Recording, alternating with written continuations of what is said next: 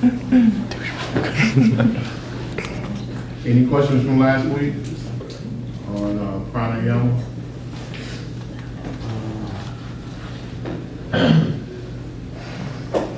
We're going to continue. No questions, everybody understood, huh? Well, I had a question, but I think we're gonna cover here. What is it? The purpose of yawning and hiccups and stuff like that. The science still really doesn't know. Purpose of what? Like yawning when you yawn, Mm-hmm. and I saw it here, so I was like, just wait. Those are sub pranas or minor pranas.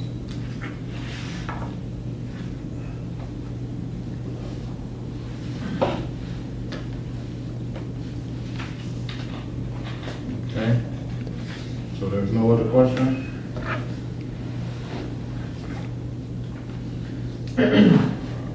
Anyone want to go over what we went over last week? Since everybody understood? Here. I haven't done. Oh, you basically talked about,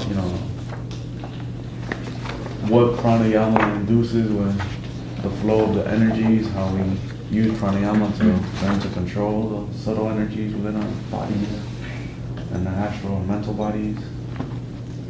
You went into detail with that. You want to go into detail? No. Just summarize it. I don't think at all. I have a question. The movement of the ether is what creates prana, right? Well, not creates it, but that's the wind aspect of prana. When you say either, what do you mean? Like the etheric substance, I'm counting on the finger, so the etheric substance that's represented by the pinky, when that moves, that movement is wind, or that's what the prana is? Yeah, that's what they call in Sanskrit akasa. Mm-hmm. Everybody heard of akasa?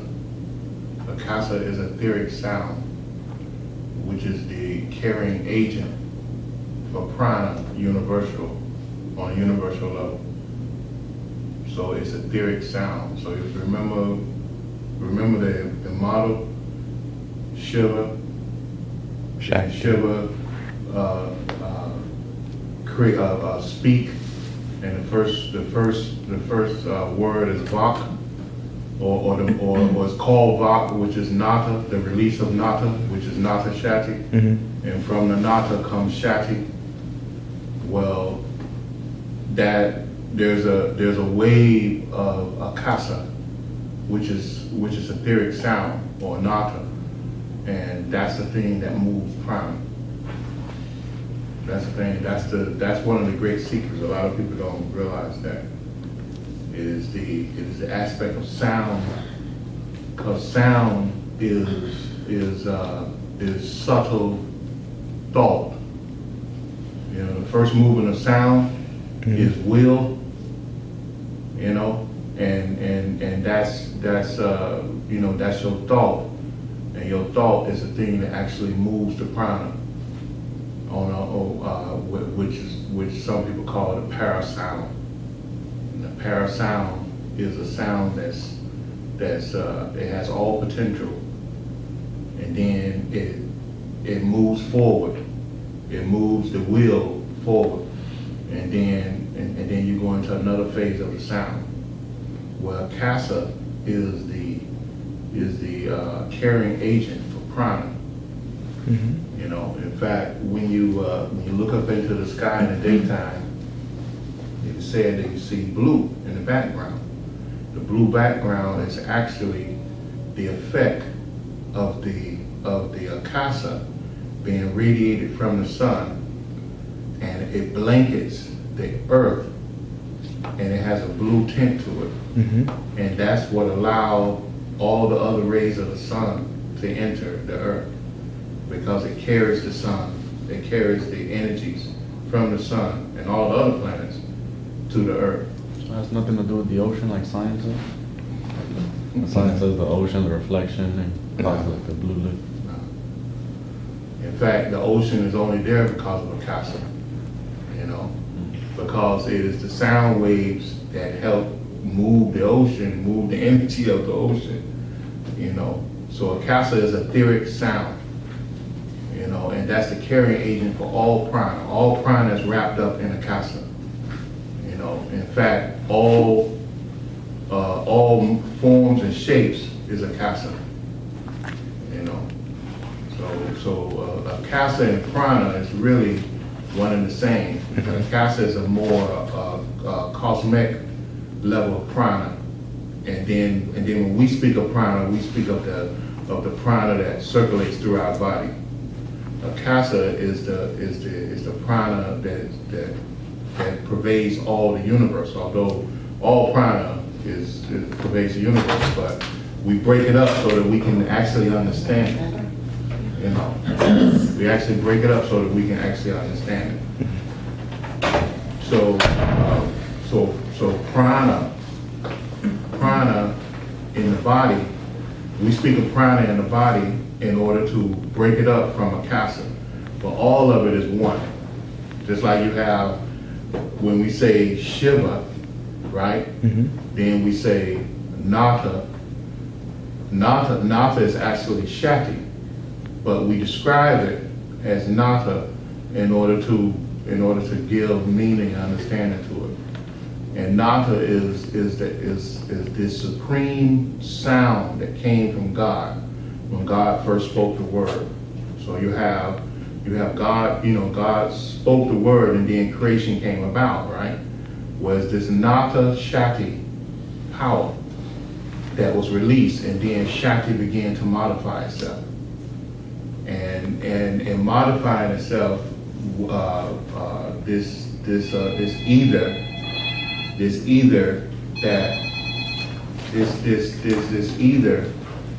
that you speak of, or that everyone speak of, you know, this etheric substance, is nothing but, in the Hindu terminology, they call it the Mahabhutas.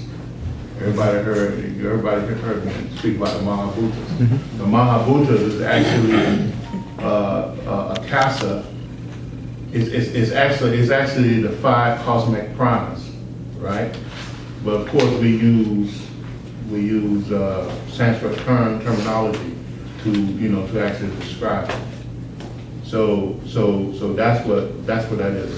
Etheric sound, and all of us, this sound vibration, and so you got to understand what sound, because a lot of people they say, oh, this sound, it doesn't make sense. Sound vibration sound is actually consciousness. Okay, that's how the esoteric meaning of sound is consciousness. So when you hear me say sound or relate something to sound, that means consciousness. So the Nata wave that permeates the whole universe is the conscious will of God,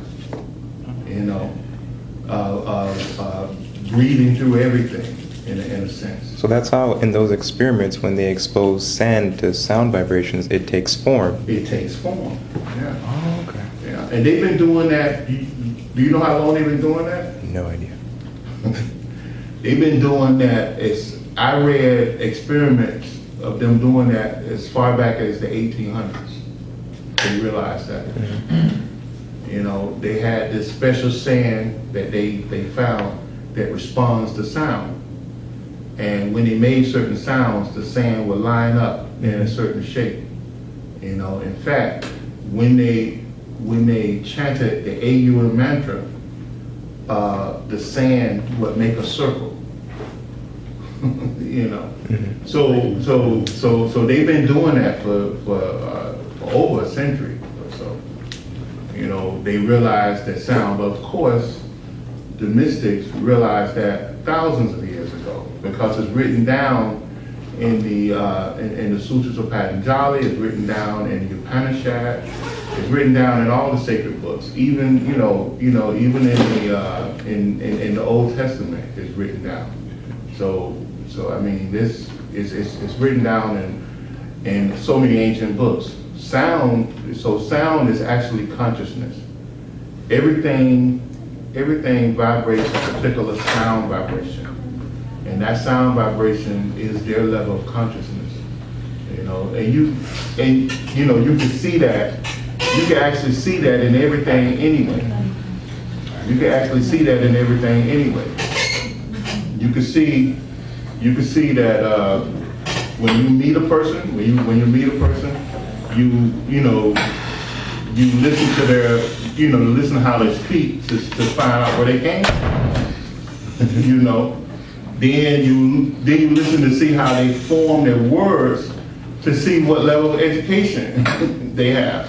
So everything is related to sound. There's nothing outside the sound, because sound itself is consciousness. Sound itself is consciousness. Is that in the depiction of Shiva? Is that why he's holding a flute to represent the sound? Yeah. That because the sound is released. Yeah. Okay. Because the sound is that thing that starts creation. And moves and begins to move this unlimited flow of prana or shakti. What they call shakti. And the grossest form of prana or the akasha is the air that would be, or the physical manifestation of that is the air that we breathe. The grossest form of prana? Yeah. No. The grossest form of prana is solids. Anything solid is a gross form of prana. Okay. Because everything is solidified light. Look at it like that. Mm-hmm. Everything is solidified light. Because everything starts from a subtle level and goes with everything that we deal with on the physical plane. It starts from a subtle level and it manifests itself on a physical level. And the physical level is just gross level. So prana is the gross part of prana is anything physical or solid. Everything is.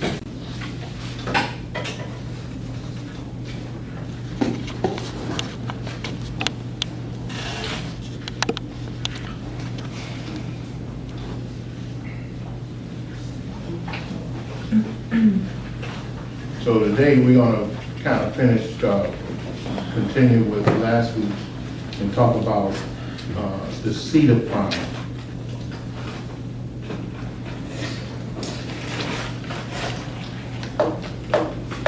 Where's the seat of prana? The heart. The heart center. Why is that so? Anyone else? Just thinking about it. The circulation of the blood? The circulation of the blood? Well, that's one reason, yeah. The heartbeat? Mm-hmm. The heartbeat and what else? The lungs. The lungs, right? And you had the heartbeat, you had the lungs, right? And because those two things do what? Circulate. Not only circulate, but it keeps us what? Keep the body alive. Huh? Keeps the body alive. Keeps the body alive, keeps you conscious. If one of those, if you stop breathing, what did we say last week? If you stop breathing, what happens? In 3 to 5 minutes, you die. Huh? Within 5 minutes, you what? You die. You die. You die within 5 minutes. So breath and sound, breath and the breath and then the heartbeat, which produce a what? A rhythm. It holds consciousness in place. It holds consciousness in place. I mean, these are simple principles, but people just totally overlook them. So the heart is the seat of prana, and it's also the seat of man's consciousness too. So that's why you notice in most of our visualization practices, when we begin to manifest something, we bring it to where? The heart center. We bring it to the heart center. We bring it to the heart center, and then we move it wherever it needs to go. Even though we're living out of our, even though we're living out of the base of the spine. Yeah. Because the base of the spine is only an extension of the heart. The lower three. Yeah. Remember that man's original base consciousness on this earth was the heart center during the Adamic man period, before man as we know it came here and began to evolve. The original Adam that all the Holy Bibles talk about was there. They operated from the heart chakra. They were very advanced beings. They didn't operate from the base of the spine, and they didn't operate necessarily from the solar plexus center. In fact, the whole, if you look at the symbology of even the book of Genesis, when they talk about Adam, how Adam was formed from the earth, right? When they talk about how Adam, when they talk about how Adam was formed from the from the dirt of the earth, really what they were saying, that Adam came from the logos of the earth. That's what that actually meant. That he was born through the logos of the earth. And the logos of the earth is, of course, the earth is a living, breathing entity, an advanced entity, a God-like entity. And Adam came through the logos of the earth, right? So therefore, Adam had no navel, the way we have the navel that's connected to the mother, right? Adam had no navel. Adam was formed from the Mother Earth, from the fire of this earth, from the center of this earth. So Adam naturally was a heart.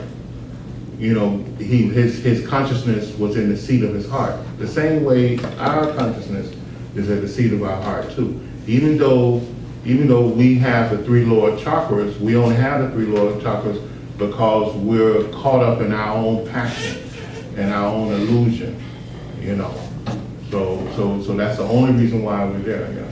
With Adam not having the navel, or early man not having the navel, would that have changed either somewhat of their physical anatomy in the sense that their center of gravity would be a little bit higher, or even though there's like the major chakra they're working out of, would that have changed the distribution of energy, thereby the anatomy of their body? Of course it did. Of course it did. Because right now we have a prana, the energy of prana moves from the base of the spine and comes up, right?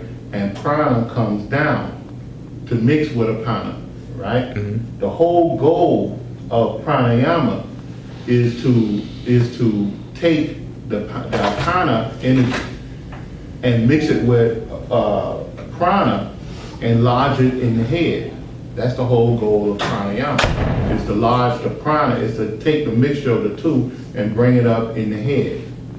That's the whole goal of prana. When mankind do that, the impurities, the impurities within the body will disappear, and Kundalini will rise up naturally up into the head center. Mm-hmm. And the only thing that's keeping it down there now is the fact that we have this apana prana. The prana number 2 moves up and goes back down, moves up and goes back down, keeping our consciousness in a flux in the lower chakras.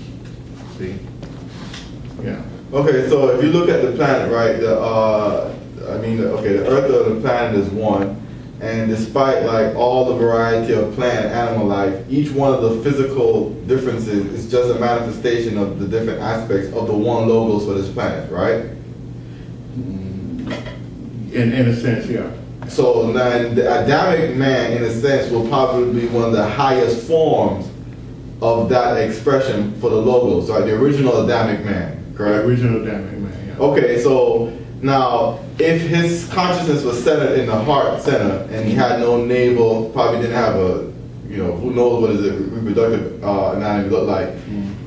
When, with the introduction of the Meldic man, did Sanat Kumara have to reconfigure his auric body to match that where the consciousness sits in the heart, or did he have to reconfigure part of the Adamic man and lower their consciousness down to the base of the spine to accommodate the Meldic man. No, the Adamic man eventually left Earth. He only stayed in for a short period of time. So he didn't, the Adamic man necessarily didn't lower his consciousness. Oh, okay. What he did, he made shades of himself in order to educate and teach mankind. All right, and that's what the Bible talk about, angels and all these, fairy tales, But that's what that was. When Seneca Mar and his team came here, they actually formed a body to allow man to step into. And the whole story about Adam and Eve and all this, and they were unclothed and all this stuff, all of that necessary talked about the fact that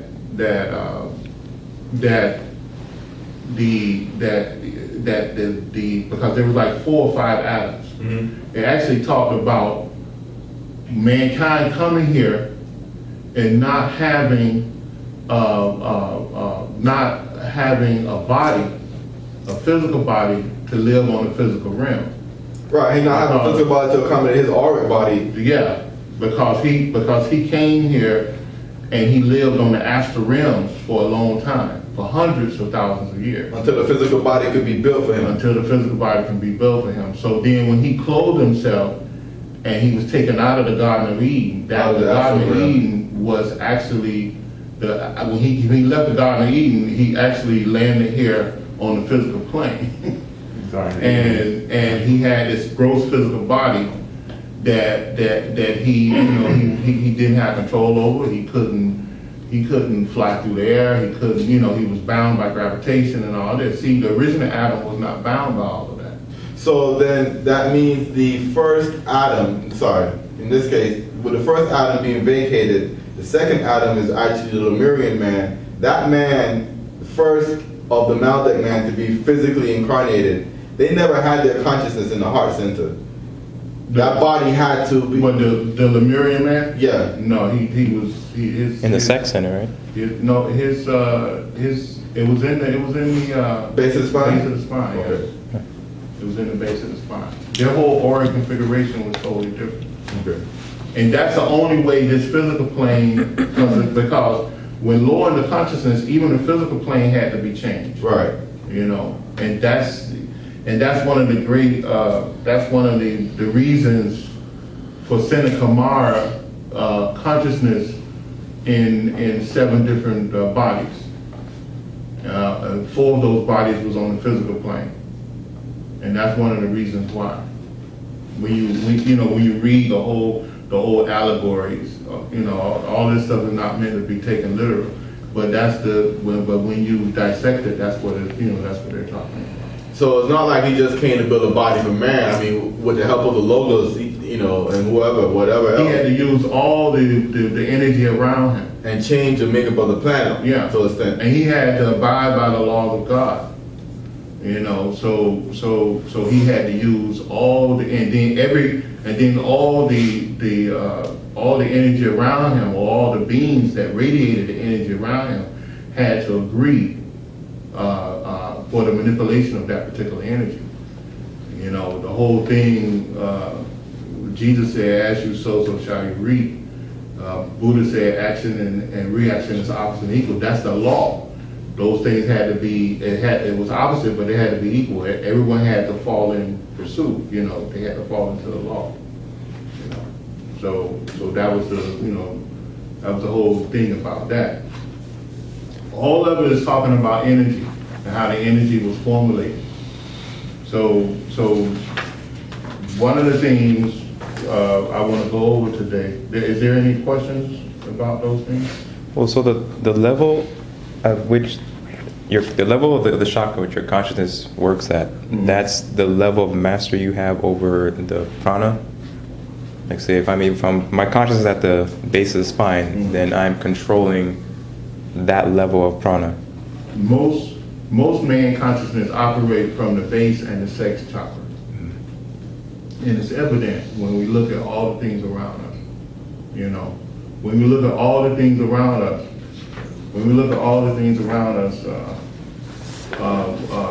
of how, of how things operate, we'll see that in order to create anything or manifest anything into being, what we do, we take a female and a male and we bring it together.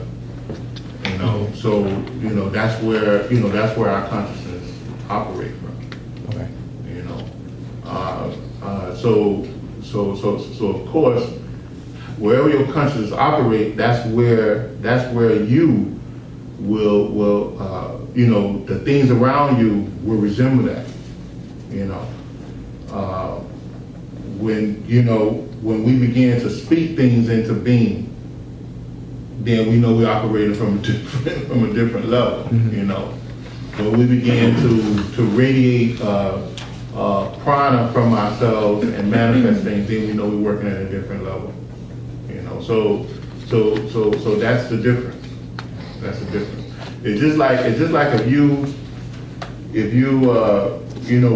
when you get good at doing certain pranic practices, right, and you feel the energy radiating from you, you're not working at that point. You're not working from the sex and the base chakra anymore. You're not. A simple prayer. When I say prayer, my hands heat up. They actually heat up, and so I know at that point I'm not operating from the sex chakra or the base chakra. I'm operating from a totally different chakra. So you will see those things. A good way to realize that this prana do exist is to go to a mirror and radiate. Imagine that the prana is leaving your hand, and after a while, after a couple times, you'll actually feel the prana hit back, because a mirror reflects prana. You'll actually feel the prana bounce back on your hand. So you will know that is there. Also, when you're doing healing, when you're doing pranic healing, where you actually lay your hands on people and you radiate and you charge the various chakras, right? Your patients will tell you, because my patients tell me, they say, well, I feel a cold wind or a warm wind radiating from the palms of your hand. They actually feel that.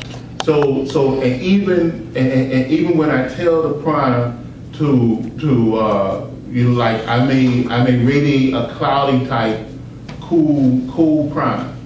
They can tell me when I do that. Then I radiate a heated of fire. They know when I'm doing that. So even after you get control of this prana, people will actually tell you, oh, I feel that. Another little technique you can use when you have a headache, right? When you have a headache, you can do a little simple mudra. Sit erect or stand and place your hands out like this right here. And wherever the headache is, right, you concentrate on your head. You breathe in and out a couple times. Concentrate on your head. Feel that pain. And then immediately, wherever the pain is, we locate where the pain is, in the head, have your rhythmic breathing, and then all of a sudden concentrate on the heart chakra, right? And then move it down to the hands. And the headache will move from there to here down to the hands. Then your hands will begin to vibrate. Right, you'll feel the pulsating, because a headache is usually some type of pulsating blood vessel, right, in the head. Mm-hmm. Then you'll feel it in your hands because you moved it from here. You always use the heart chakra to transfer the energy, and you bring it here. Once it gets in your hands, it's not hurting that much. So you can radiate it or dust it away. And believe me, it'll work. Just instead of popping the pills, do that right quick. and you'll notice that you don't have to pop the pills anymore. You know, another thing you can do, you know, a physical thing you can do, you can do the water on the back of the neck too. But if that doesn't work, do the mudra, you know, and bring it to your hands, and then radiate it out of your hands and dust it away. Like warm water or cold water? Cold water. Cold water. But you have total control over the prana. That's what we was getting to last week before we had to end. But mind, prana responds to mind. You know, and mind is an aspect of consciousness. Sound is consciousness. When you speak, the prana in your body responds to, you know, to you. So you can tell the prana in your body what to do. When you think, the prana responds to you. The secret of it is that when you make a physical voice, you affect physical things. When you whisper, you affect mental things. When you think pure thought, you affect psychic things, right? So when I say affect, I'm saying prana, because the only thing anything can be affect is through energy. The only way anything can move is through energy, and prana is energy. So in order to bring something into action, that's how you bring things into action, through your voice, through your consciousness. Your consciousness controls all things. And that's the power of, or that's where the power of affirmations and mantra come from, is we're speaking it and we're telling the prana to configure itself either in the way of this mantra or in the way of this affirmation. That's right. And that's why if you look at all the chakra systems, the chakra systems have what on it? Seed syllables? It has what? The seed syllables? It has the seed what? The seed mantras. Seed mantras. Those are the mantras? What are the mantras?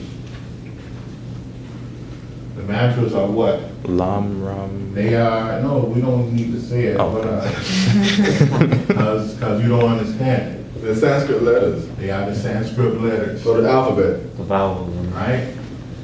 And so what is that? I told you that Sanskrit letters are really, they equal to what? Frequencies of sound energy? Sounds, right?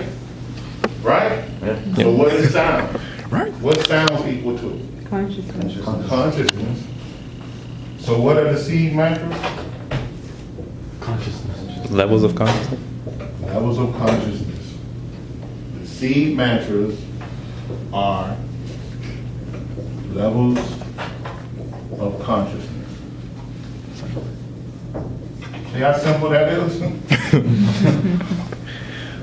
How long did it take me to get it? 6 months? You know? So all these, and in Sanskrit they call them what? Bindus? Bihas. Bijas. The bindus in the center. Yeah, the bindu is something different. The bindus, Govern the seed mantras. it's the thing that actually produce the seed mantra, because they call the bindus what? Spirit. Spiritual germs. Spiritual germ.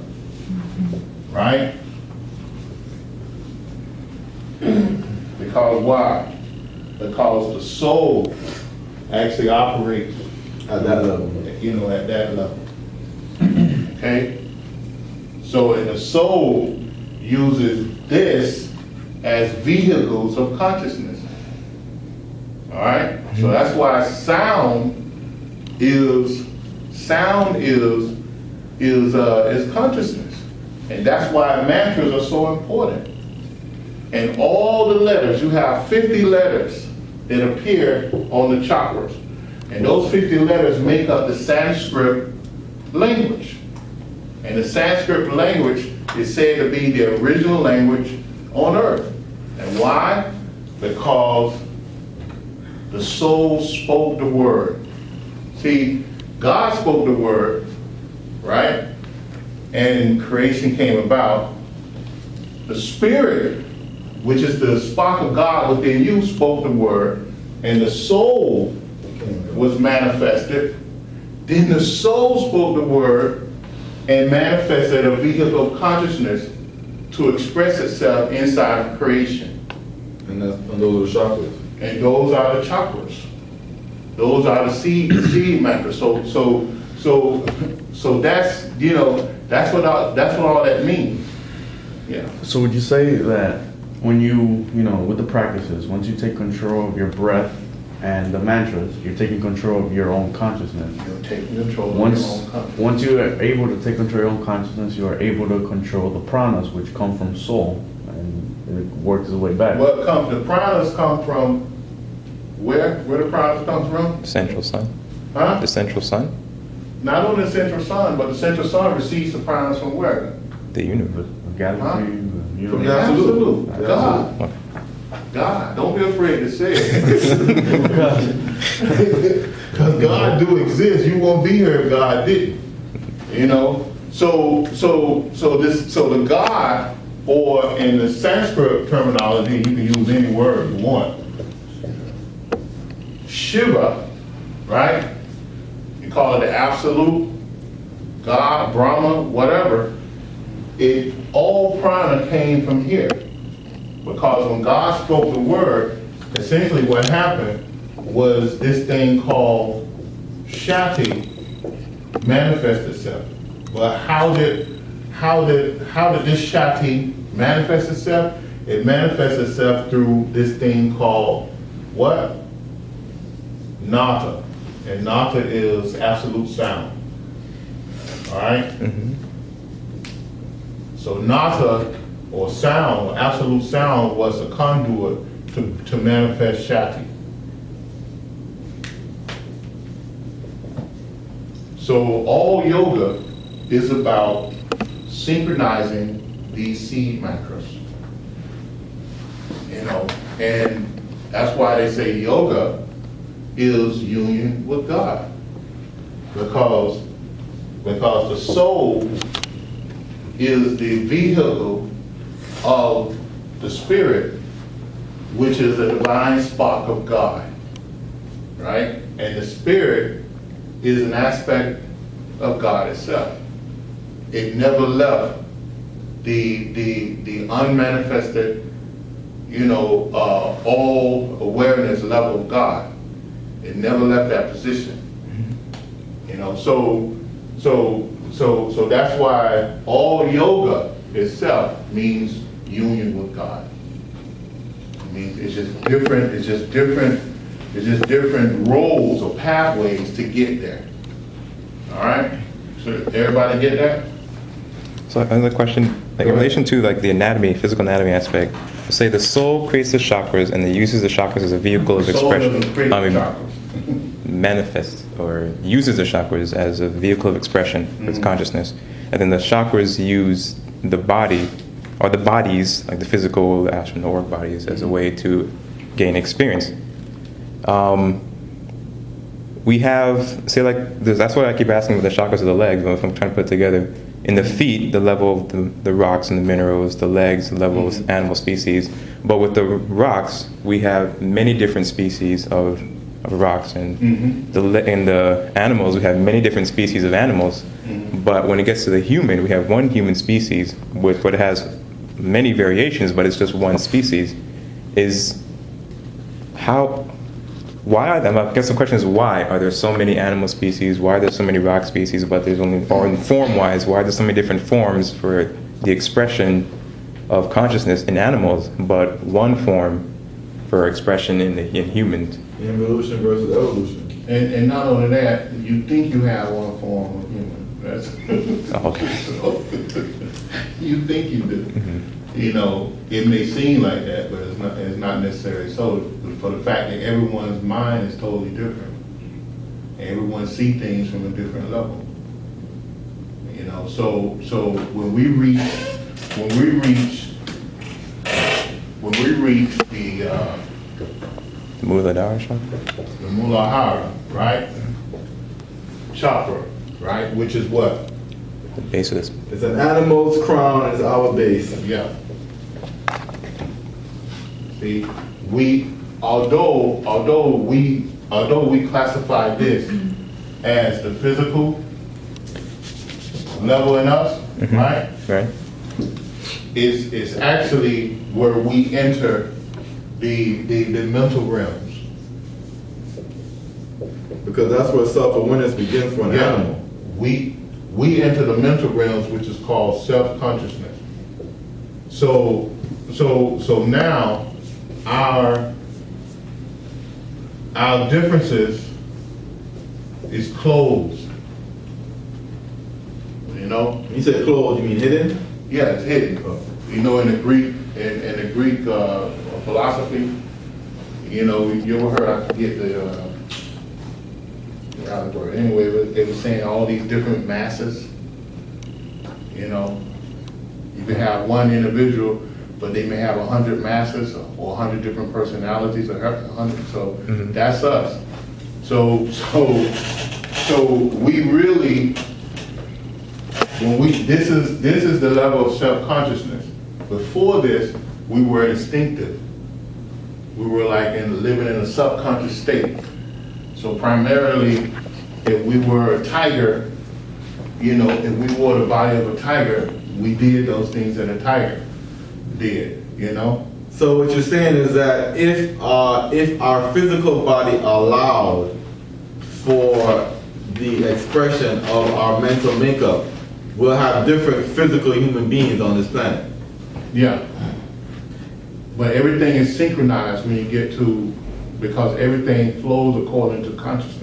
Now, does that explain, go back to your Greek mythology, why in the Greek mythology you have half animal, half human, because they're using that to describe the type of human being that particular person And is. scientists and the psychologists and sociologists and even the physiology, they tried that back in the late 1900s, early 1800s, when they created the mesomorphic, when, you know, they put all the, you know, the race in different groups.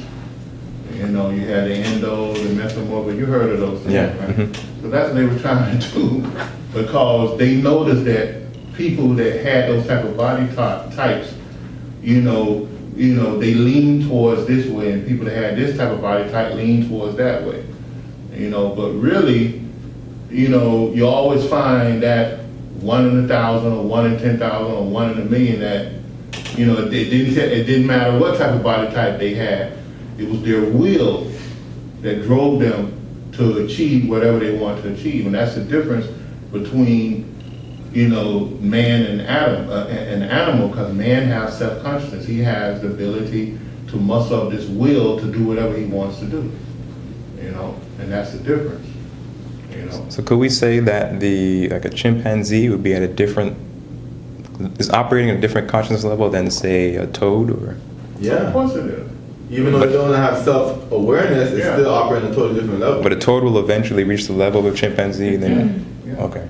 The life stream of a toad will eventually find its way in a body that will allow itself to express itself like a chimpanzee. It's the life stream that's the same. Yeah. The body it's the body that changes. And let me tell you, that life stream itself, if it was trapped in that toad body for 1 million years, it might develop. it might take on the abilities and the characteristics of a chimpanzee, because it will begin to even advance. The same thing with us. You know, if we're trapped into this body makeup for billions of years, you know, we will begin to mold and shape this body into what we want it to be, into an ascendant body like Jesus. So it's a karma plus the level of consciousness that dictates the form of the physical body that our life stream takes at its particular level in evolution. No, it was not a double consciousness, it was probably a triple consciousness or more. So what is our body right now, like universal per se? Like in other physical planes and other planets, you would see people like us, or? Not necessarily. I mean, this is, we're told by the great masters that the humanoid body is the most favorable body. The humanoid body is the most favorable body because of its ability to adapt. But I wouldn't say that it's the.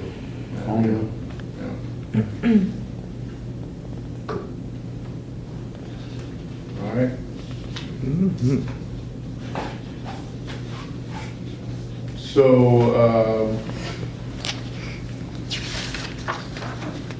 let's look over this.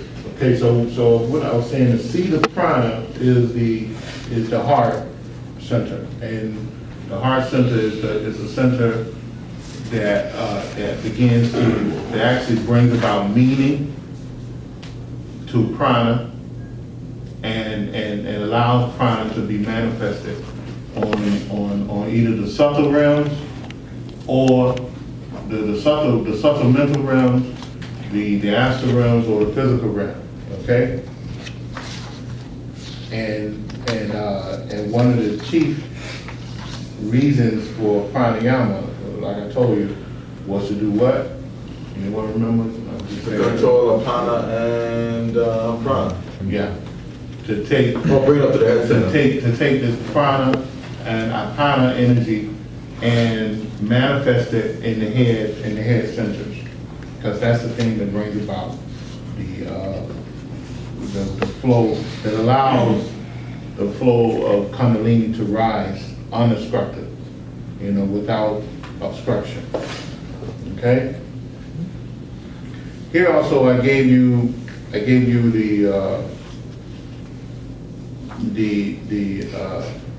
some brief meanings of prana. You can find this inside Swami Sivananda's book called The Science of Pranayama. Okay? You find this what I put here. And he goes on to show where prana is respiration. He shows the apana is excretion, and samana in the digestive area, which is located in the navel area, is digestion. It shows you how this flow of energy works on the physical level, right? Then he gives you the five minor pranas, right? And he goes in, I gave you all this before on this little sheet. I put it in an easy to understand chart, right? And he goes into the color of prana. I'm not going to really go into all of that. And then he goes into the length of the air current. Now, who ever heard of this right here? What? This, the length of air current. I think I read it in Dr. George King's yoga book, where he mentioned it briefly, the extension of life through the breath. Oh yeah. If you haven't heard of this and you study pranayama, then you haven't studied pranayama. All right. So this is something that they always overlook. All right.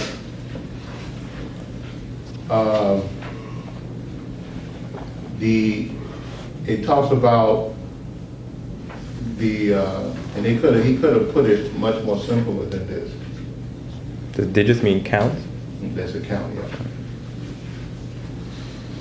But it talks about how you breathe and how you want to be able to breathe longer, in a sense, and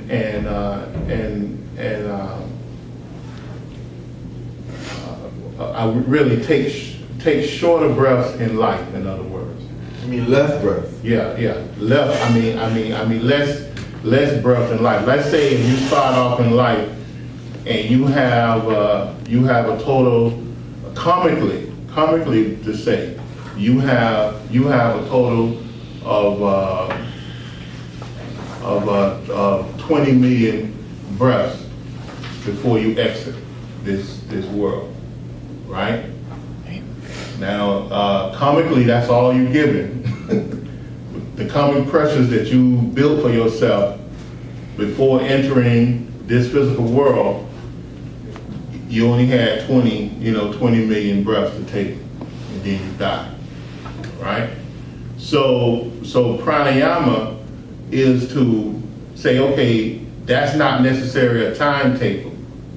I could take those 20 breaths over a period of 10 years, 20 years, 30 years, or 100 years.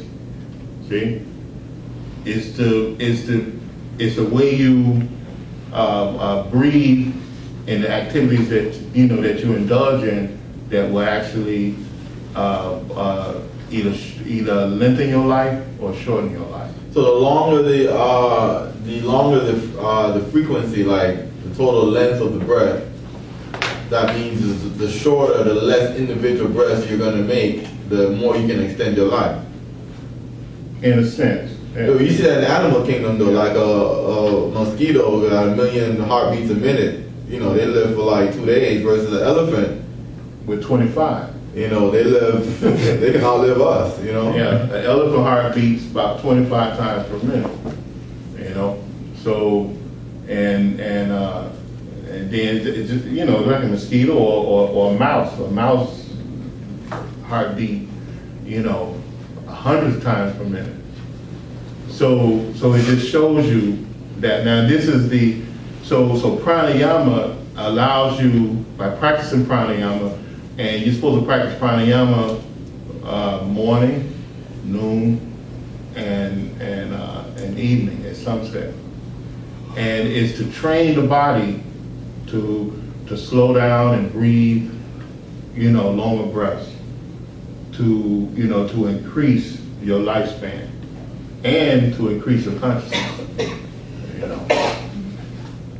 So that's, this is one of the things. And then he actually breaks it down and say, while you're singing, your digits go up. While you're eating, you're killing yourself. Sleeping, you kill yourself even more. Engaging in sexual intercourse, you kill yourself even more. And vigorous exercise, you kill yourself even more too. So it's just showing you, these are things that you need to do in moderation.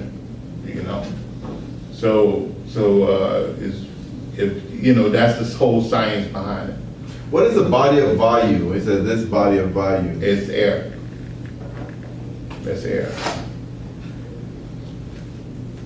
So I mean, that's, everyone understands that? So like gym exercises and yoga is like a no-no, like jogging, all that? Well, that's the thing. You're supposed to do it with the proper breath control.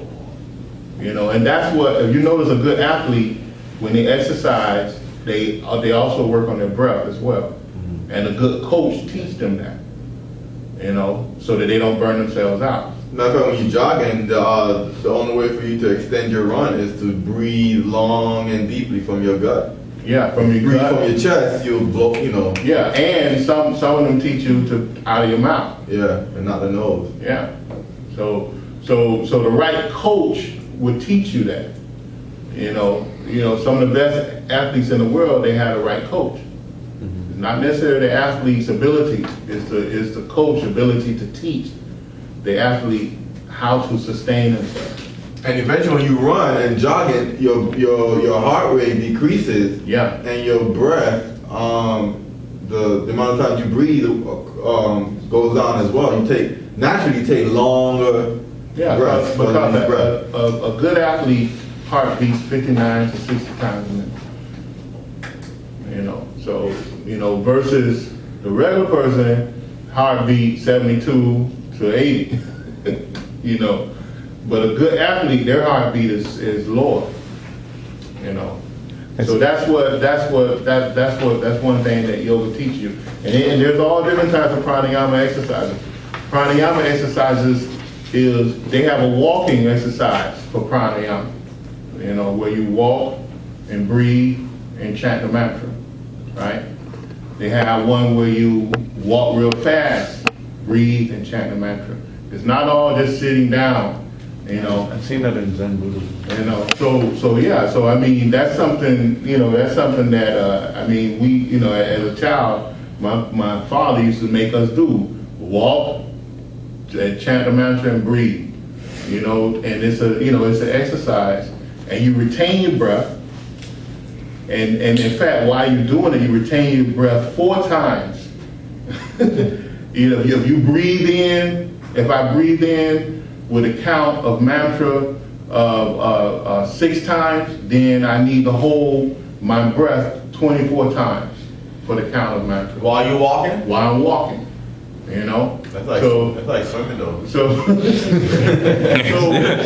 That's why I hated it. So I mean, they teach you to regulate your breath, so when you start doing physical exercise, you don't burn out, you know, quick, you know, and you sustain yourself, and you have less breath versus the regular person who have a lot of breath while they're running or walking or whatever, you know.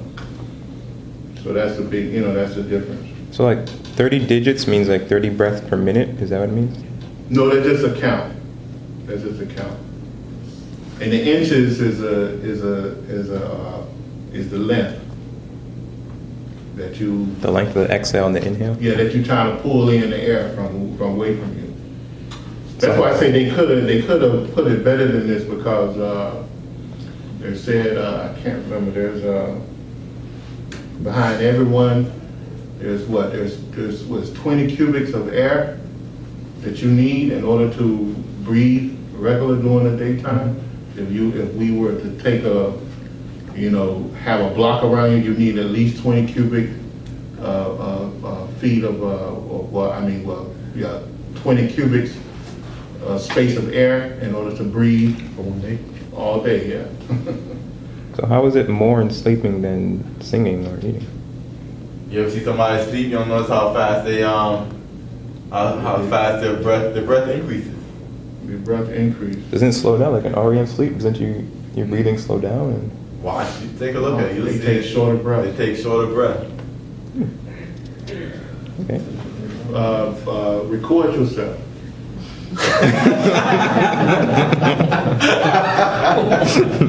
It's not pretty. Don't tempt him now. That's a sign. He might do it. Not a pretty sight. Okay? So when a yogi is in samadhi, what? He doesn't breathe. A yogi reaches samadhi, he doesn't breathe. He suspends the breath. And that's the whole thing about retention of breath. Because what you want to do in the retention of breath, you want to increase the flow of kundalini through the body. It's to allow the kundalini to flow freer through the body. You know? You ever notice when you trying to, even when you're trying to lift something, you notice that you stop the breath? And when I'm concentrating too, I'll stop. Yeah. Because why? Because instinctively, you are increasing the flow of kundalini in the body. All right? So that's one of the goals. When you have pranayama and apana comes together and go into the head center, what I'm actually telling you is that you're suspending your breath. And that's your goal. Because when you push the prana up into the head center, then what's happening to the lungs? They stop. So what happens, you making a vacuum pull on the kundalini, and the kundalini is waking up and is going to the body. So when the yogi goes into a state of samadhi, he suspends the breath, and the body begins to build on kundalini, on the life force. Okay? So that's what that is. And in concentration too, when I'm focusing on something or if I'm studying, like I'll notice I'll stop breathing and I don't realize I'm not breathing until I break concentration. Like, oh my God, I'm gonna die. Yeah. You increase instinctively, you begin to increase the flow of kundalini in the body. A lot of people don't realize it, but that's one of the secrets. So hold your breath when you're studying.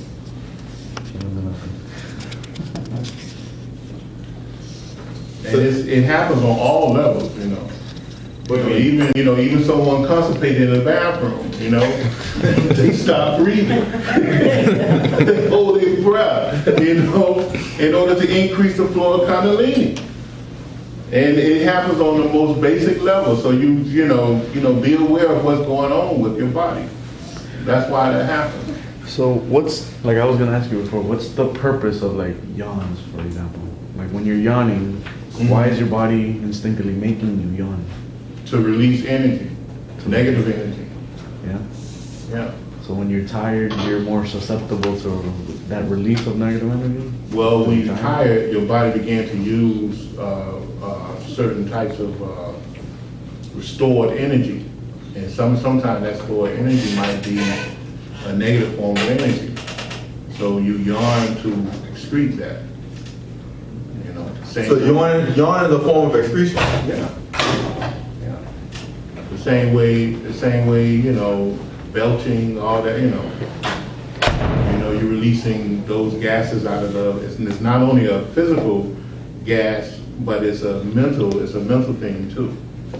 You know, the same thing with sweating, which means you start sweating, you know, urine, feces, all those things are negative type stuff in the body. So that's why, you know, that's happening. So would you say lots of yawning is a good thing?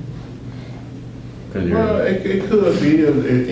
Too much of anything is not good, though. You might start releasing the wrong stuff. That's a meditation. So, I mean, you know, everything's in moderation.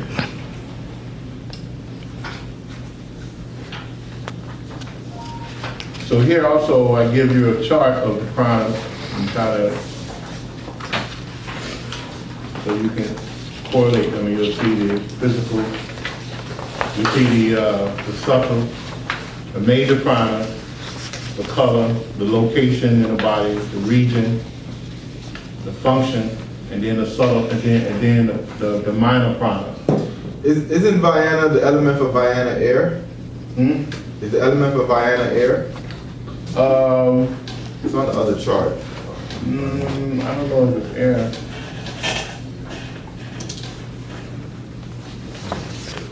On the last page, the centering of prana, of the prana, in that section, the last paragraph, it talks about he who drinks air through the tongue destroys his fatigue, thirst, and many of the diseases. Can you explain that? Which one? On the length of air currents, that page? Uh-huh. And the second section, the centering of the prana, that last paragraph. Could you explain that? What is that? What did I tell you that was? That was the... I'm saying, what did I tell you in another class? Is he talking about that exercise specifically? Yeah, that pranayama exercise where you create the soma juice? It's more than that. What I even gave you I gave you the name of I gave you the name of the psychic center. at the tip of the tongue. Right? Yeah. I forgot the name. Do you remember what the tip of the tongue is connected to? The Christ chakra. Base chakra. Base chakra. The base chakra. And what's in the base chakra? Seat of consciousness. Hmm? The seat of consciousness. Not only that, what? Kundalini. Kundalini. So, if you, all this stuff correlates to itself. So if you know, I give you all the chart so you can see the tip of the tongue. It manifests as sound, right? Sound is consciousness, right? But it's also connected to what? It's connected to the vehicle of consciousness. It has a direct link to Kundalini. That's why you want a great master of yoga to give you a mantra. Because when that master gives you that mantra, he releases a part of his Kundalini to you. See, he gives you a part of his power, and that's one of the great secrets between student and master. You know, that he releases that, you know, his Kundalini to you. You know, because the seeds of his sound, it may not sound scientific, but it actually it's implanted inside your auric field, and those seeds grow. Those seeds become what they call samskaras, but they're good samskaras. And inside his spoken word is the great power of that mantra already released to the world. Okay? Mm-hmm. So so that's what you want. So when in pranayama, when you take control, when you're able to actually take control over the pranayama, one of the first things you notice is that you can teach. You can you can move your mental knowledge to the next person with ease, without going into complicated, this, that, and that, because why? You have a direct link to the Kundalini. You move the energy from the lower center to one of the high center like that. And that's through Nani, through knowledge, through wisdom. So also with that comes the ability to do many other things. All different type of power come to you. You remember I told you all the story about Jesus when the soldiers came to him? Remember I told you, the story when the soldiers came to arrest him? Mm-hmm. Anybody remember that story? Mm-hmm. Yeah.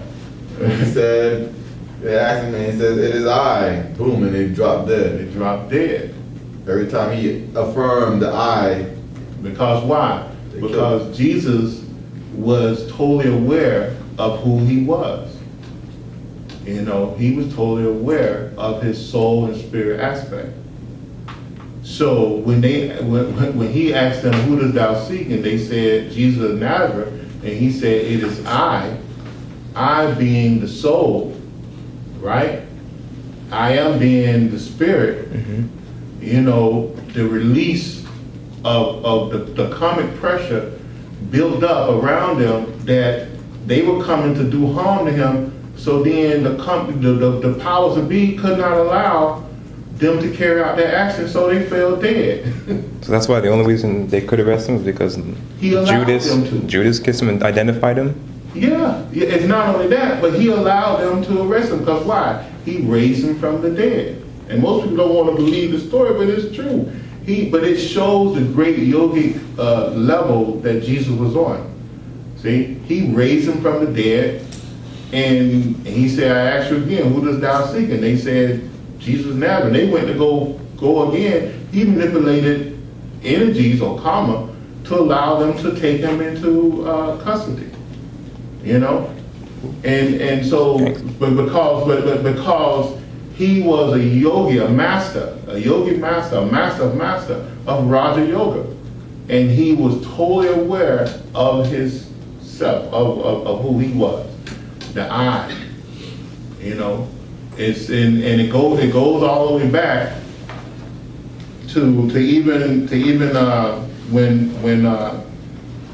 when Moses was before the burning bush, so called, and he asked, "Who shall I say sent me?" What did Jehovah say? Anyone remember? Do anyone remember what he said? I am said, that "Tell I am. them I what? I am that I am. I am that I am sent you." See? So the whole is the Bible is riddled with all these great mysteries. The I am that I am is the spirit of the spirit. The I am, the great spirit, the absolute spirit. And the spirit within them. So once you raise power, once you raise this power Kundalini up to a certain level, Once you begin to take control over the prana within you, your very voice can manifest things. Can manifest things. And that's where the bread, when he did the prayer over the bread and the fish, that's what he was doing. Yeah. You know, he can manifest anything. He can bring together the particles of energy to reproduce those things at will. Remember the story you're telling us of how your father dispelled the tornado that was about to hit the neighborhood. Mm-hmm. And when Jesus was in the boat and he spoke, "Peace be still," and the storm calmed, that was a similar manipulation but of... he spoke it. You know, he didn't have to do no mudra. He didn't have to do no mudra or nothing. He spoke the word. He just spoke the word, and that's the difference. When you get to a certain level, you just speak it, and it's done. And that's what, you know, that's what all these principles are taking you to.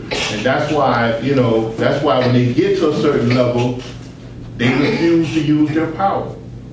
They refuse to use it because it's so detrimental To the people around. to the people around them.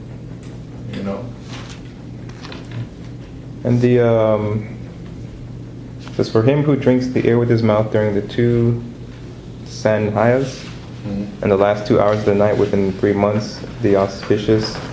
Which one you reading now? The same last paragraph, but in the second and third sentences. He's talking about, I guess, some type of time period where... The center of prana? Yeah, the third paragraph. In the 3 months, the auspicious Sarasvati, goddess of speech, is present in his vak. Like, what is that whole paragraph talking about? Your voice changes with pranayama. With pranayama, your voice, I was just saying, your voice begins to change. Like the pitch and tone of your voice? Yeah, physically it changes. Tone, it begins to change. And that's one of the great secrets of manipulating prana with prayer as well. You know, you say it in a very reverent and passionate way. Your voice change becomes 100 times powerful. 100 times powerful. Sound being consciousness, is the shift in tone and pitch a reflection of the change of the consciousness level that you're working on? Yeah, of course. I mean, go to any good movie. You'll find yourself crying. Right? Mm-hmm. Those actors, they have a great ability to manipulate, the sound energy. And project it. consciousness. I mean, they can take you into another world with their acting and their ability to speak, and good singers too. They have the ability to pierce your aura and twist it around. Release all type of samskaras that was built up for hundreds of years sometimes. And you don't know why you're crying, because they have the ability to pierce your aura and release those samskaras that's been there for ages, and the whole theater is crying, and, they don't know, but it's the ability, that's how great sound is. I mean, look at Michael Jackson. Do you actually think that Michael Jackson did all that in his lifetime? He probably was doing that for 10, 20, 30 lives. And now this life was his peak. And he just drove people crazy when he stepped out in front of them. Not that he sounds so great, but he had the ability to pierce the aura of everyone that was around him. He had the ability to manipulate, those energies. So is music a type of consciousness or a tool of consciousness? Or a tool for manipulating consciousness? It's just a tool. It's a tool. It's a method to doing it. And if you go back and look at people like Michael Jackson that woo crowds all around the world, no matter what language. If you notice too, he was no fool. He, go back and look at his dance moves. He used mudras.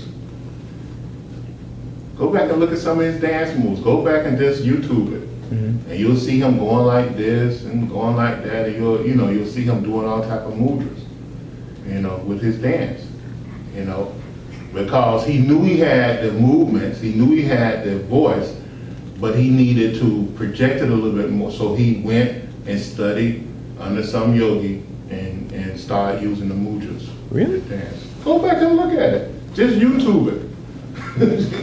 Go back and look at it. You'll see the mudras being used. They never say anything about that in biographies about it. It's just, They'll never say. Because they don't. Cause most people don't know. They can't relate the two. You know, but the people who study this, we know. There's a bunch you of know. famous people. Yeah. You know, so he used mudras in order to project. Athletes too. You know, huh? Athletes too. They study Yeah. under they study under yoga masters. Yeah. Michael Jordan was one of them. Mm-hmm. is that why he stuck out his tongue? Probably. I mean, I don't think he went up in the air, you know, just on his natural ability. You think he did? At the time, yeah. I don't think so. He was heavy into Raja Yoga too. Mm-hmm. So most of them study some type of yoga to enhance their abilities.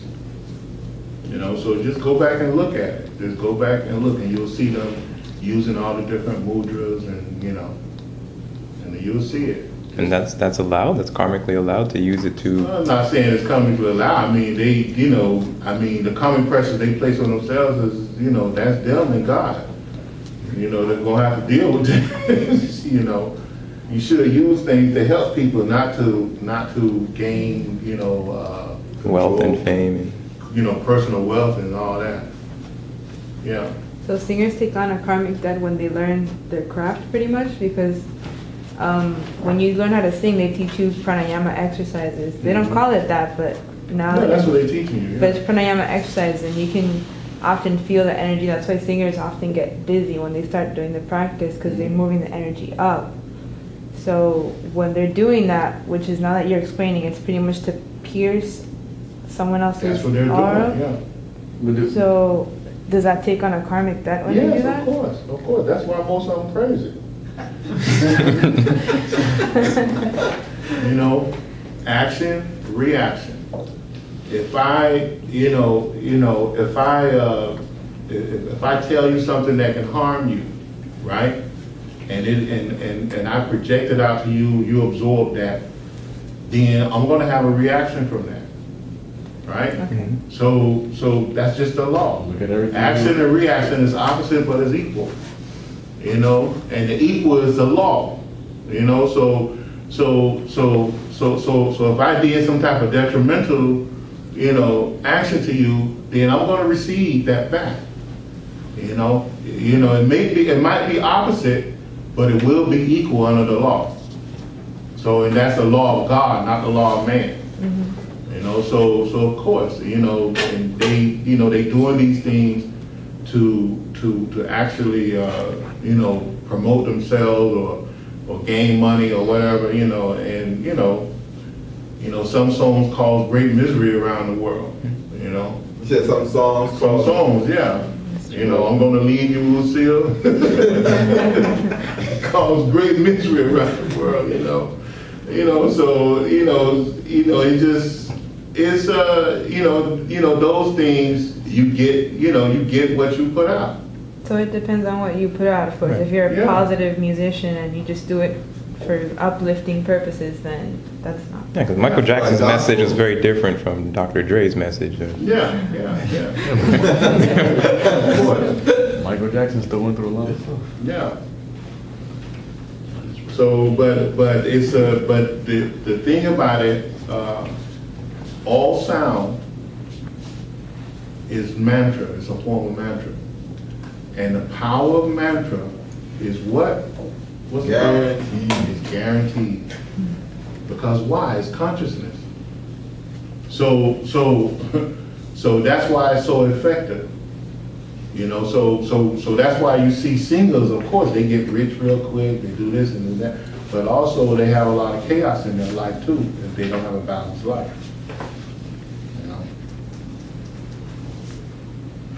And, especially the, especially these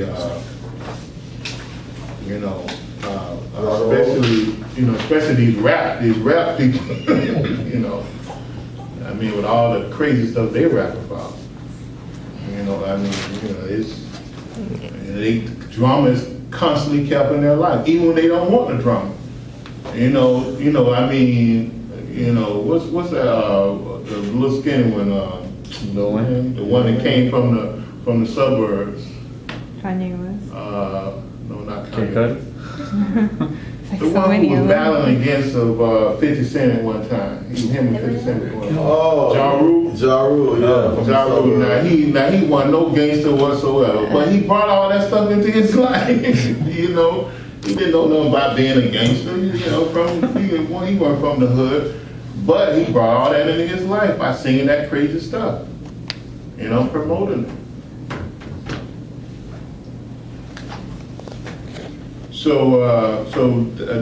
The next chart is, I showed you all this before. Show you how the prana flows.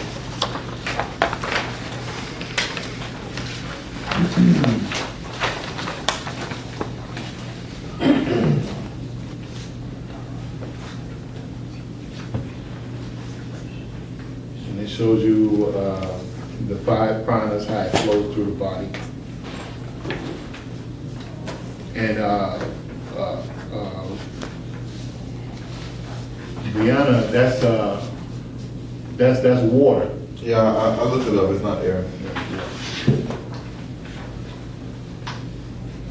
Oh, the It physical. makes sense considering our makeup is 7% water. 7% water. Yeah. Thought about it. Or the physical aspect of Yana is water. It's water. Yeah, the element. Question. It's kind of funny, but when you raise your kundalini to the Christ, maybe even crown, what physical changes happens to like your digestive system and all that once you become a master? Like, do you go to the bathroom less because they're more pure? You know, all that. Yeah, some masters can sit in, they can sit, coming to the permitted, they can sit in samadhi for years without having to, you know, because they're not operating from that level anymore. You know, so they can, so the body can move, can generate itself without having physical substance while in the state of samadhi. Now, once they bring the consciousness back down, you know, back down to the base, then they just as normal as you and I. You know, but when they raise their consciousness, no, they don't have to eat. Did the Adamic man eat? Yeah. Yeah, but not the way we did necessarily. You know. No, I can't imagine like Babaji having to go to the bathroom. Oh no, well, Babaji is totally different from us. Yeah. Because it's an ascended body. Yeah, Babaji doesn't have an earth body.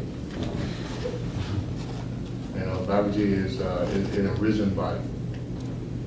It's totally different from us. That's totally different from us. But when you talking about earth master or a master that was born through the womb of a woman, yeah, he's subject to all the same laws. You know, these are men. They not gods. You know, you know, they're men just like you and I. I mean, but when they raise their consciousness, they can sustain themselves for long periods of time. You know, they don't have to eat. They don't necessarily have to drink. You know, but when they bring the consciousness back down, they have to eat, drink, just like everybody else.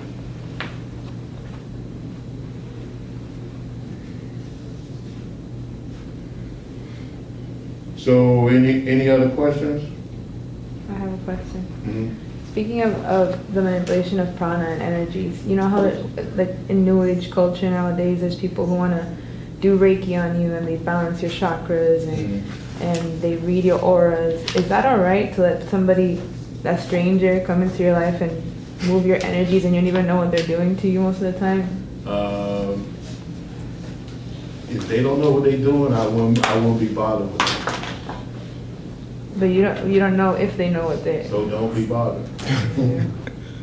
I mean, I know some people who do those type of healings who know what they're doing. You know, but I mean, you got to get to know the people. And, you know, I hate the terminology, they say they move in the energies, you know. Think about this right here. The thing that moves your energy around is what? Mind. We just talked about it. What? Mind. Mind. So you have this massive what around you? Mind field. substance. This mind substance around you. And if you can't move it, if you can't move those energies, you think somebody, you know, outside of you can move it? They might can move one little section, you know, unless they're very, very powerful at what they're doing. So there's very few people out there that can actually do it. Yeah, but that's totally different from, say, clearing blockages or Yeah. radiating energy through a center to try. If they talk like that, yeah. But if they say, "Oh, I'm moving this and I'm changing your mind," you know, then stay away from those people. Now, someone can take a beam of energy and push it through your chakra and push it out and kind of like unblock some of the blockages that's there, right? They can do that and help you, right? But a lot of the Reiki stuff, you know, I don't know. I know it is some type of science behind it, but most of the people I've seen practicing it, they don't have a clue about what they're doing, and they really haven't studied these teachings, and they can't say, "Well, I studied under this this American teacher," you know. These are the teachings. You know, I mean, you know, they are the teachings that were left behind, and it's in English now. And I'm not making this stuff up. I mean, you can go and research, and on my website, I put all type of books, free books, and everything, dictionaries, encyclopedias, so you can go and check behind me, and you'll find that what I'm saying is right there. But most people don't take the time to study. So I would stay away from them, because if they haven't developed a good level of concentration, they can deposit the wrong type of things inside your aura that can hurt you. All right. Is mantra the best way to move energies? And they can hurt themselves too, because when you're removing negative energy outside of the aura, once you remove that energy, you got to burn that energy up. So after they're healing, you don't see them trying to burn up the energy, the negative energy. They just pull it out. Then that energy is left there for someone to walk through, pick up, you know, deposit it, and now you link to that comic madness. And you know, and you're going to develop negative karma from the waste material that you left behind, you know, or they removed from you if they were able to remove it. So that's the danger. They need to have a balanced practice of healing or pranic healing or Reiki healing or whatever, you know. And people who they say they read you and they give you glimpses of what might happen to you in the future or of past lives, that takes on a big karmic debt as well, right? Because if you don't know something, it's for a reason. Anyone to tell you your past life outside of a spiritual initiation don't know, okay? Because if they knew about your past life, They wouldn't say. they wouldn't say. Karmic law doesn't permit you to tell someone their past life. All right. So unless you're that person's teacher, adept, master, whatever, and you decide to initiate them, and in their initiation, you can tell them who their past, you know, something they did in the past life in order to help bring back those abilities to them, you know. Then under karmic law, you're permitted to do it at that time. But if they just, all these psychic people say, "I want to tell you your past life," run and run fast away from them. They don't know what they're talking about, you know, and that's just karmic law. All right, so no one, you know, if they knew, they wouldn't tell you, because the karmic pressure is too much. It's too much on them. Is mantra the best way to move energies? Yeah, it's one of the best ways to move energies, yeah. And in Autobiography for Yogi, I think it starts out, Vivekananda talks about how he had very vivid memories of his early childhood. And he says yogis typically retain memories, very good memories of their early childhood and past lives. So if you don't have it, then you're not a yogi, I guess, or you're not supposed to know it? No, that's not necessarily so. Okay. I remember my past lives, but I got siblings that's yogis and much smarter than me. They didn't remember theirs. So, no, that doesn't mean that, no. Some people remember, some people don't. It's a comic thing again, Mm-hmm. you know? It's a comic thing. So, you know, but that doesn't mean that just because you don't remember, you're not a yogi, no. And it's your own soul that put the block on your memory anyway. It's you know, you yourself put the block. You know, it's something that you did that's stopping you from remembering, you know, what you did and where where you were. You know, in fact, I not only remember my past lives, I remember the moment before I was born. So I mean, but that doesn't mean that I'm more advanced than someone else because of that. No, it's just for some reason I remember.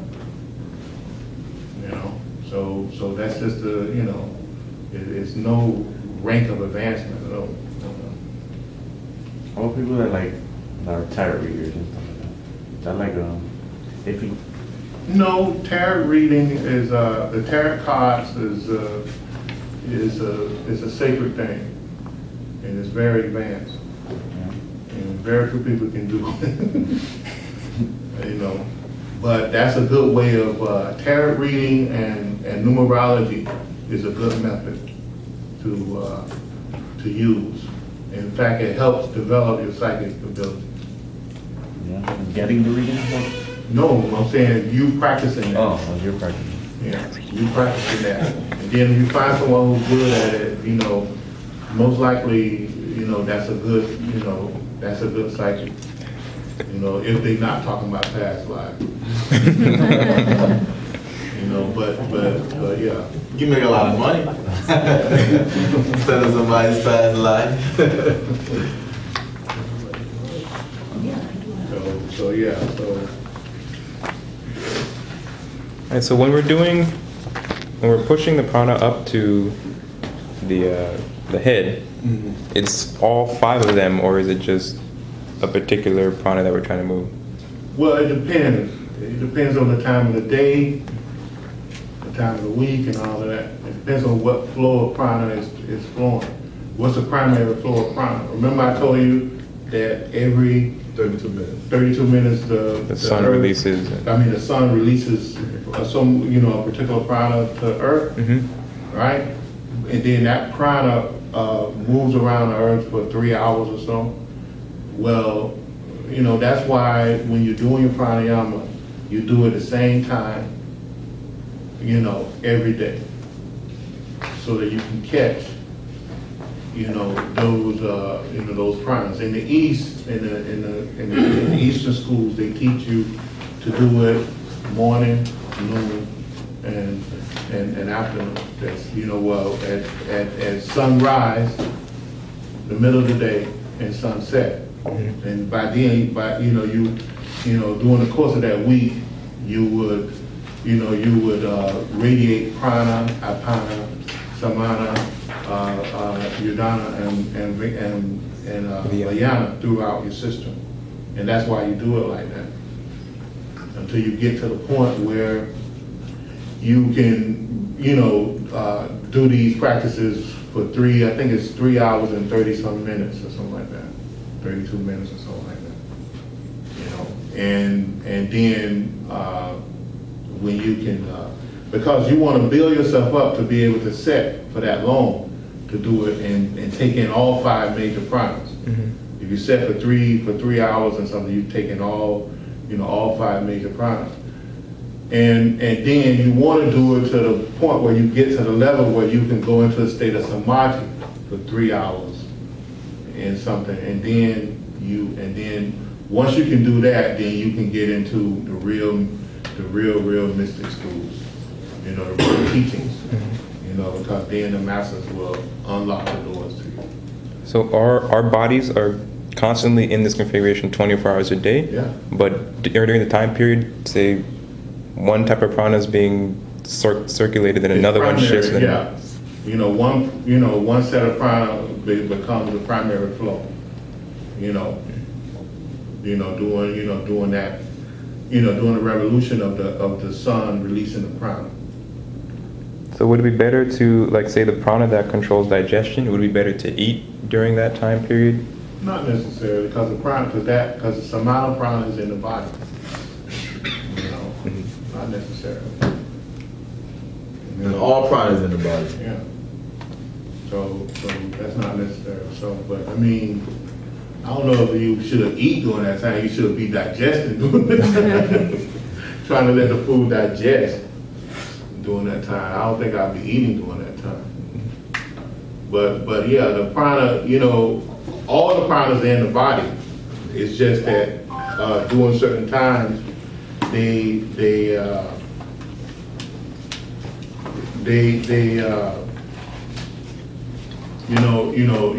certain times, one flow greater than the other. That's all.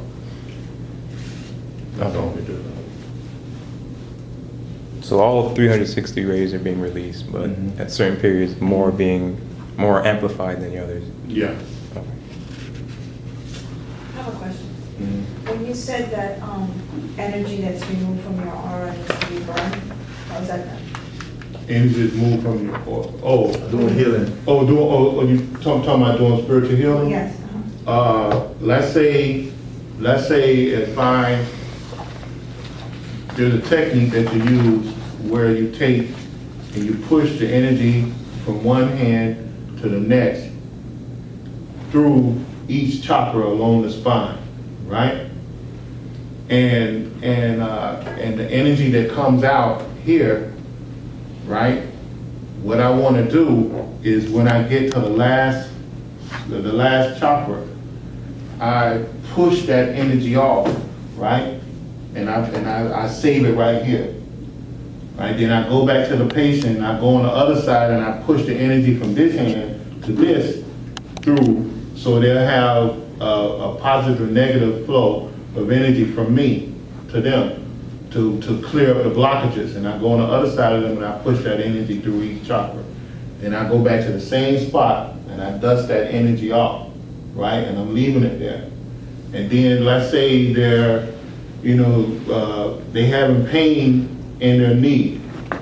So after I clear the chakras, I go and I focus on the knee and I radiate that energy. I radiate energy to that knee, right? And I imagine I'm radiating the energy and I'm pushing the energy out of there and I put it back into that spot again. After I finish with a whole healing session, I go to that spot and I stand over that spot and I imagine that a white light coming down through my the top of my head, out through the palms of my hand, and I imagine I'm burning up that negative energy. I'm turning that, I'm modifying it into, transforming it. Then when I finish, I brush my hands, I go to some cold water, and I put my hands in cold water and be done with it. But you have to burn up the negative energy, the mental energy that came out. If not, you leave it there for someone else to take on that condition. Or you could take on that condition. But just by walking through it? Just by walking through it, yeah. So wherever you put it, it's going to stay there until you burn it? Until you burn it up. That's fine. Well, it's not literally burning up. You're transforming it. You're transmuting it into something else. Because fire, to burn up something, I understand it to be a transformation. That's what if I burn this up, is I'm transforming into something else, into something better. I'm purifying it. So that's what you do in healing. You don't. There's a book called "You Too Can Heal" that gives that technique by Dr. George King. It gives a full technique. But it's a really, really good technique. It's been used for many, many years. A variation of it was used way back in the 1800s, but I think his book in 1970, I think it was 1974, 76, he wrote a book, but he was using the technique as far back as the 1950s. In his book, he laid out a real easy to use system to do it, and anyone can learn it, anyone can do it. What do you think about theta healing? What type of healing? Theta? Theta. Theta? What kind of healing is that? Describe it to me. Anyone know? It's just, I don't know too much about it, but I know a lot of people have heard about it, are talking about it, and it's some type of healing where I don't think it has anything physical. They don't do anything physical with to your body. I think it's mostly just meditative type of healing. Like a self-healing? Oh. I'm sorry? Like self-healing? Is it a self-healing? Yeah, I mean, I don't know. Are you healing someone else, or You can do it on yourself or someone else. It's like transmitting theta waves, yeah. Form of, in fact, inside that book, they give you a form of healing, of self-healing in that same book. They give you the healing to heal someone that's there with you. Then they give you a healing to do absent healing. They give you an absent healing technique. Then they give you a self-healing type technique for yourself. So it's what they do. A lot of these new books and new methods, they just repackage it and put it out there, and it's really ancient and old. And sometimes when they repackage, they kind of mess it up. Sometimes they do it. So you have to be careful. So you have to go back. You have to understand these principles and how everything works, and put it to the test and see if it makes sense. So a lot of times, even the Reiki healing, is something relatively new in the last, 15, 20 years. It became popular. They just repackaged it. They went to an old system, and they brought out somebody's name or something, and they just repackaged it and sold it to the people. And a lot of the Reiki healings, they get it wrong. I found a few to get it right. But you have to be careful about it, because you can get into it and they can damage you even more. Okay, so any other questions? Did anyone learn anything today?